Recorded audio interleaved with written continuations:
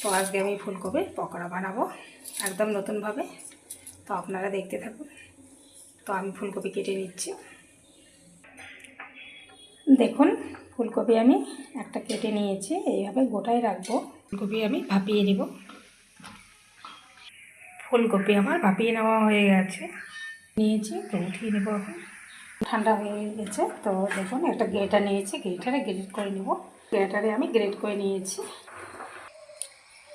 পকোড়া করার জন্য এখানে নিয়েছি আমি বেসন, কর্নফ্লাওয়ার, দিয়ে দিচ্ছি পরিমাণ মতো লবণ, হলুদ গুঁড়ো 1/2 চামচ, লঙ্কা গুঁড়ো দিয়ে দিচ্ছি 1 চামচ, ঝাল লঙ্কার গুঁড়ো। এখানে দেখুন ভাজা ধনে গুঁড়ো নিয়েছি 1/2 চামচ, দিয়ে দিচ্ছি গরম মশলা গুঁড়ো দিয়ে দেব। দেখুন জল দিয়ে আমি একটা বেটার বানিয়ে নিয়েছি, আর এরকম হয়েছে। তো এখন আমি বেটারে গ্রেট করে রাখা ফুলকপিগুলো দিয়ে দিব, দিয়ে ভালো করে মেখে নেব। ফুলকপিগুলো ভালো করে মেখে নিয়েছি।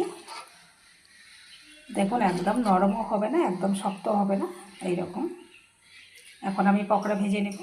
পকোড়া ভেজে নিচ্ছি। দেখুন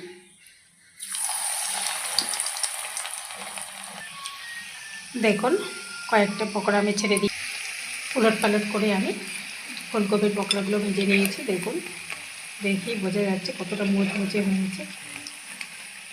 এগুলো নামিয়ে দিচ্ছি।